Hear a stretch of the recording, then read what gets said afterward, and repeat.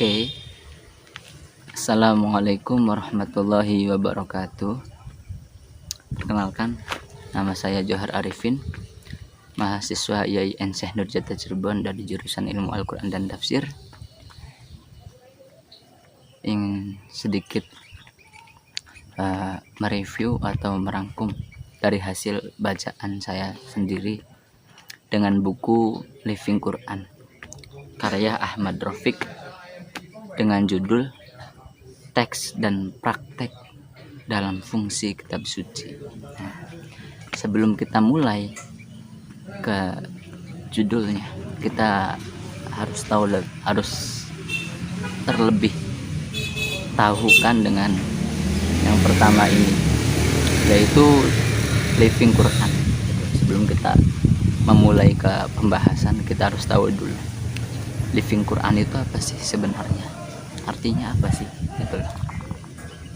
Nah, maksud di sini Living Quran itu artinya sebuah teks Al-Quran yang hidup dalam bermasyarakat. Nah, artinya peran Al-Quran ini sangat penting gitu dalam kehidupan, baik itu dalam kehidupan, dalam ranah sosial, dalam bermasyarakat, dalam berkeluarga, ataupun dalam yang lainnya.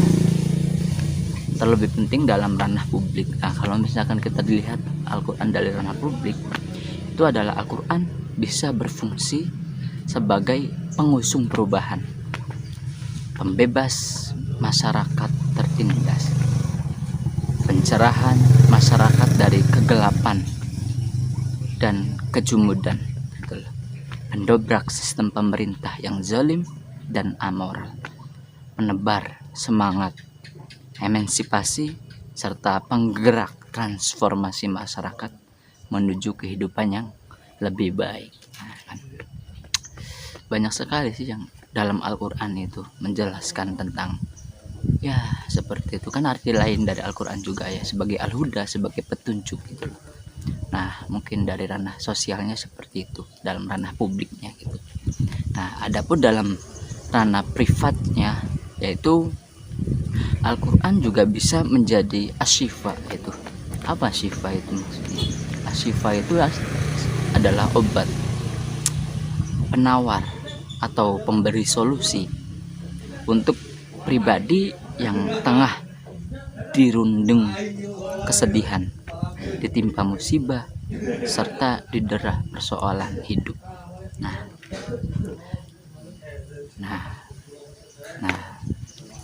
arti dari Living Qurannya tersebut itu ialah merupakan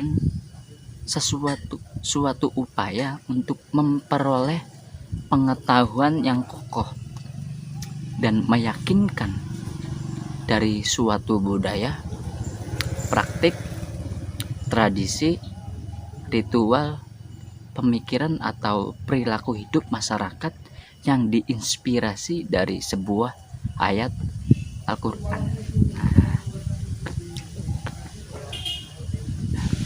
Menurut para ahli, para tokoh, Living Al-Quran adalah sebuah kajian atau penelitian ilmiah tentang berbagai peristiwa sosial terkait dengan kehadirannya Al-Quran atau keberadaan Al-Quran di sebuah komunitas muslim tertentu.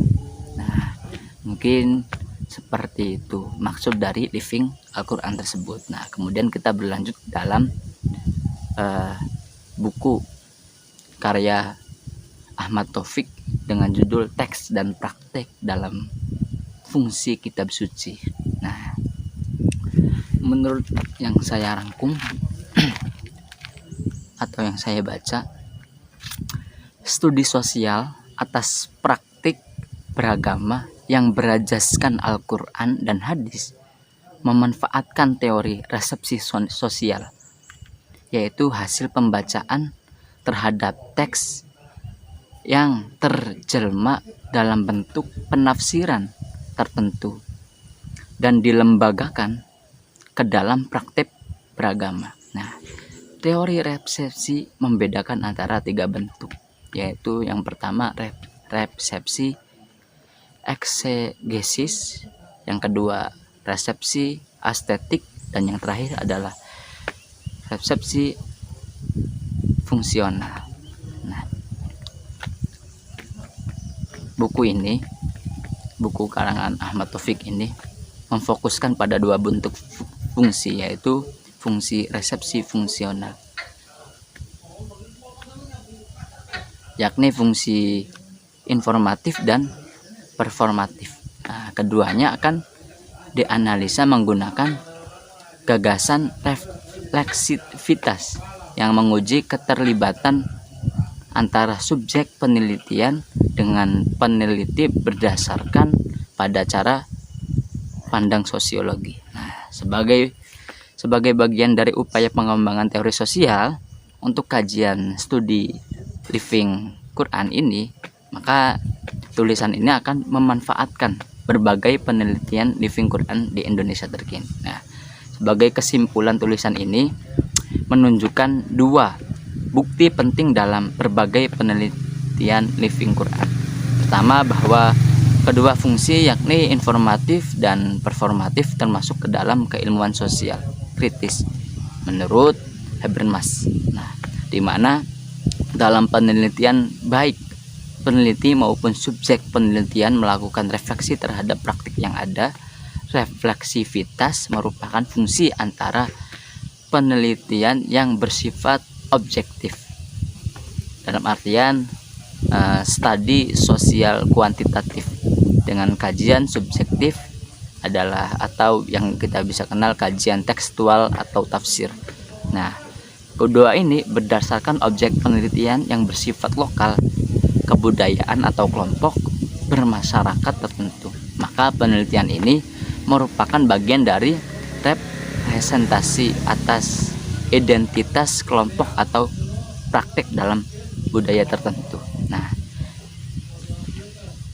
mungkin seperti itu dari saya, kurang lebihnya mohon maaf. Wassalamualaikum warahmatullahi wabarakatuh.